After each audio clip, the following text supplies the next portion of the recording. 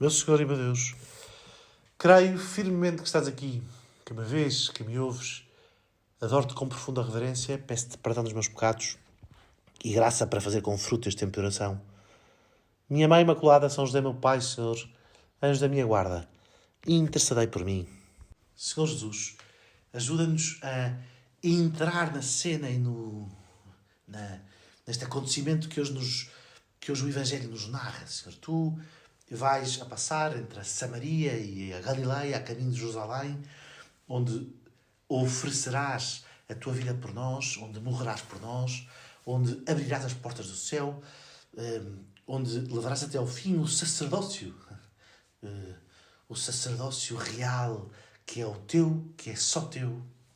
Isto é, o sacerdócio que leva a oferecer a Deus a humanidade em oblação, em sacrifício, em agradável sacrifício, em agradável dom total. Tu que vais a caminho de Jerusalém para nos unir a Deus e por isso para nos reconciliar com Deus e uns com os outros, para nos libertar do pecado, és confrontado com 10 leprosos que à distância, porque a lepra é muito contagiosa e os leprosos eram obrigados a manter-se à distância de segurança para não contagiarem aqueles que estão sãos. À distância aparecem uns leprosos que, com plena consciência da sua miséria, da sua doença, gritam: Jesus, Mestre, tem compaixão de nós. E que, portanto, nós estamos diante de 10 homens que estão solidários em duas coisas.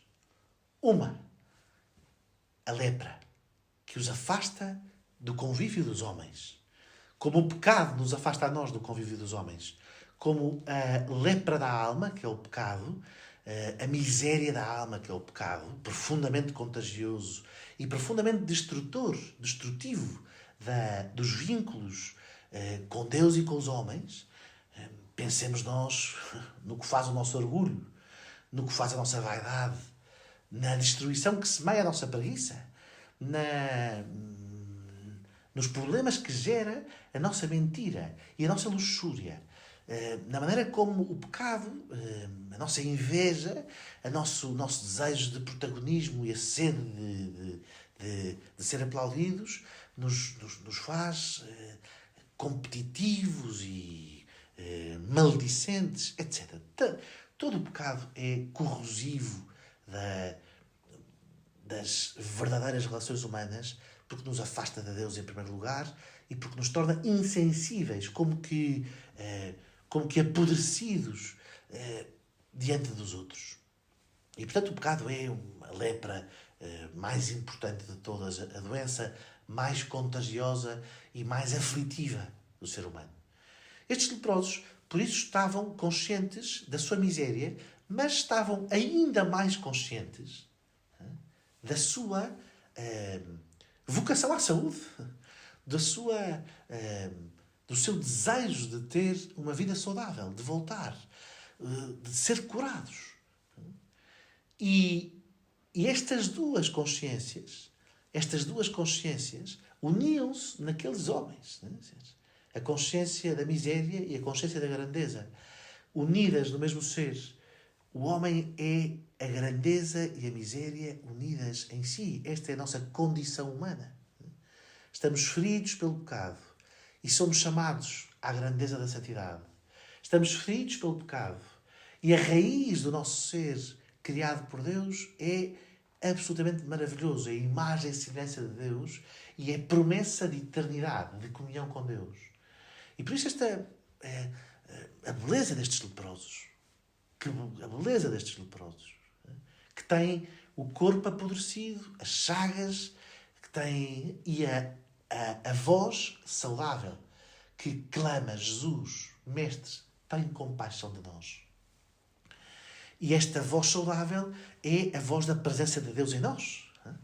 É a voz da presença de Deus em nós e é a esperança de um Deus que vem para nos redimir. E por isso aproxima-nos do verdadeiro Deus, que vem ao nosso encontro.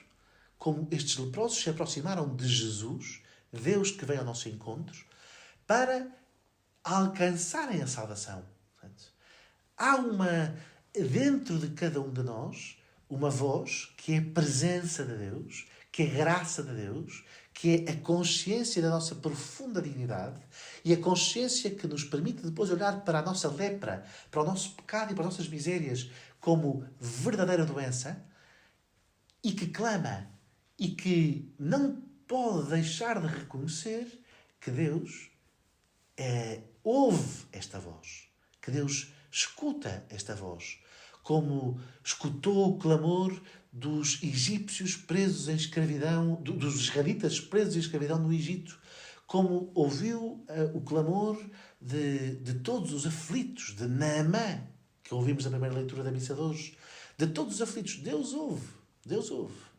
Deus ouve. E Deus ouve, de tal maneira ouve, que encarna, que está presente, que é Jesus, Mestre, aquele que tem compaixão de nós. E como é que se manifesta a compaixão de Jesus? Oh, meu querido Jesus, como é que se manifesta a tua compaixão? Com uma ordem. Ide mostrar-vos aos sacerdotes.